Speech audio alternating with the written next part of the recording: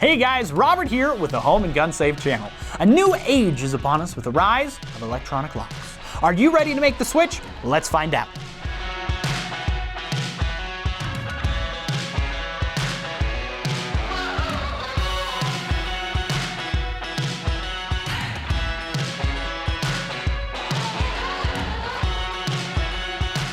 E-locks are becoming more and more commonplace on safes, and you might have some questions before switching over. Questions such as, are E-locks reliable? Are they loud? How do I change their battery? What happens if the battery dies? Should I get one with a backup key?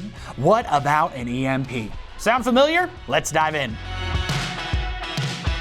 This is a valid concern, at least it was up until about 10 years ago. E-locks have seen a lot of change since they were first introduced. As the technology has gotten more reliable, so have the locks. These days, a quality electronic lock is just as secure as a good mechanical one, and will protect your valuables just as well. Are you concerned a burglar will hear you trying to access your safe in the event of a break-in? A typical E-lock will make a beep noise whenever you push a button. The beeps don't tend to be very loud though, and some models offer a mute feature. If this is a concern for you, make sure that the lock that you're buying comes with that feature. Changing the battery on an E-lock is as easy as it gets. The exact procedure will vary by lock model. Typically though, the battery will be accessible from outside the safe. A small, easy open compartment houses a battery, and it's simply a matter of popping out the old one and plugging in the new. How often you'll have to change the battery will depend on your safe usage. Are you opening it every day or just once a week? That said, it takes very little power for the lock to operate, so you can expect your batteries to last you a good while. We recommend changing them annually.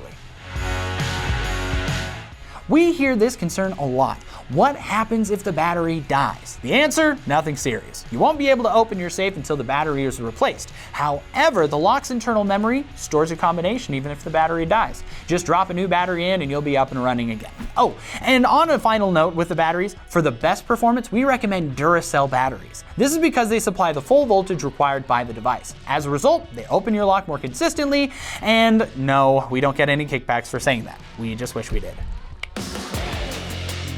EMPs, or electromagnetic pulses, can wreak havoc on electronic devices. How much havoc depends on the strength of the pulse and how far away the device is.